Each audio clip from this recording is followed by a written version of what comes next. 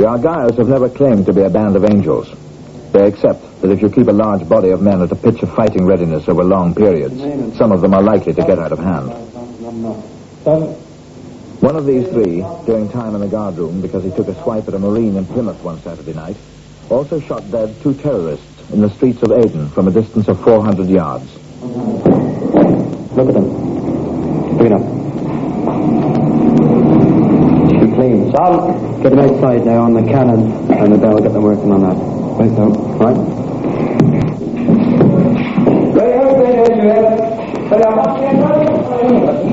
28 days detention is the most a commanding officer can give today. For the 19th century soldier, it might have been 1,000 lashes. Mustang!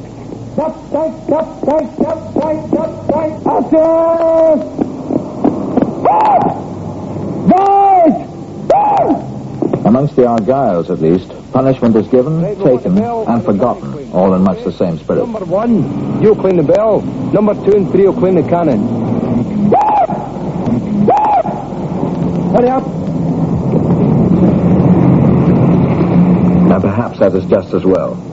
The precise means by which the regiment acquired this bell from Palestine, or this cannon which found its way back from Aden, might not stand too close a scrutiny. These too are spoils of war, and one day they will be laid up in Stirling Castle with all the other treasures of the regiment. 700 Glengarried men, heard the cry come ringing down the glen. Oh, dinny, mind the sound, tuck your rifle in your hand, the Argylls are moving again. Amid sandbags and wire, hit by terrorist fire, you will see them with a bayonet and gun in streets scorched by the sun. You will see them from the town of Creighton. It's hard to cry, you must learn to live in peace or learn to die. Just to show you that these gimmicks are important and so on, we, for instance, in my regiment, bear our battle honour in our hats, our famous battle honour of the Thin Red Line, and I think if you look closely you will see that the bottom row of those red dice in fact join together and make a thin red line. Now that is the sort of gimmick that soldiers, and jocks in particular, will fight for. The action of the 93rd at Balaclava has become a legend. Only 2 lines of infantry stood between the charging Russian cavalry and the harbour. It was the Times correspondent, William Howard Russell, who first described that thin red streak tipped with a line of steel. But in truth, it wasn't quite like the paintings of the period. The steadiness and accuracy of the Highland fire stopped the Russians 200 yards from the line. Just 2 men were wounded. The Highlanders had been engaged in a much bloodier battle some weeks before, when they stormed the Russian positions on the heights of Alma.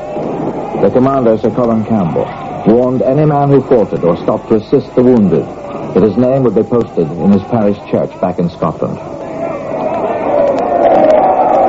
Sir Colin was still their commander-in-chief when the regiment arrived in India to confront the mutineers at Lucknow. Here were the first fatal cracks in the grand facade of the British Empire. And many, many times in the coming years, this same regiment would be called upon to hold the breach. When the mutineers first saw the kilts of the Highlanders, the rumor spread that Britain had no more men left and was sending women into battle.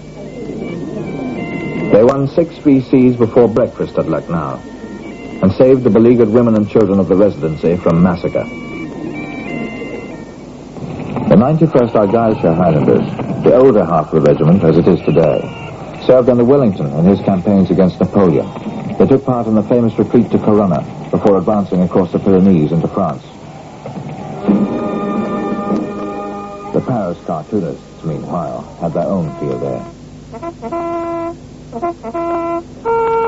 Then in 1852, the troopship Birkenhead struck a rock off the coast of South Africa. Women and children filled the only available boats. The men of the 91st were drawn up on deck and stood fast in silence as the pipes played and the ship went down under them. Over 400 men from Scottish regiments were lost that night. There are those who think that the Argylls should take the disbandment order in the same spirit as the men of the Birkenhead and go down with dignity. But General McMillan has got his million signatures.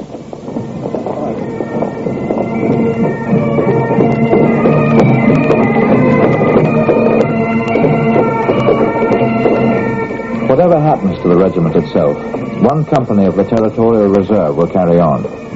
In theory, at least, this little band of Sunday volunteers and a few boys from the town who have heard the call of the pipes could be the nucleus of a new regiment, if the call to arms ever came again. But somehow that hope looks rather forlorn.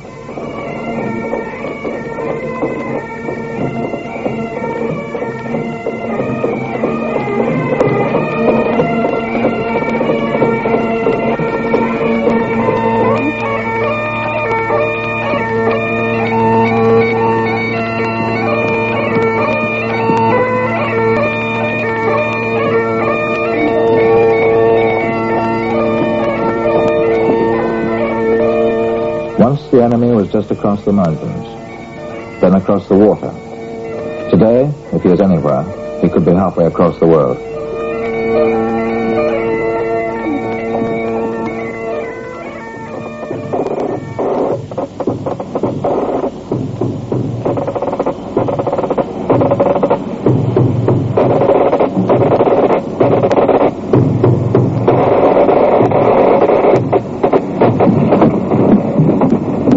The role of the infantryman changes year by year. Rapid movements by helicopter are the product of the Vietnam War. They are vulnerable in the air, but not so vulnerable as a man dangling in